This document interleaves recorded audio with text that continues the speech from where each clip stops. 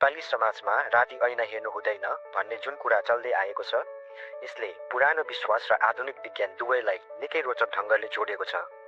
आध्यात्मिक रूपमा भन्नुपर्दा ऐनालाई यो संसार र आत्माहरूको संसार बीचको एउटा ढोका जस्तो मानिन्छ।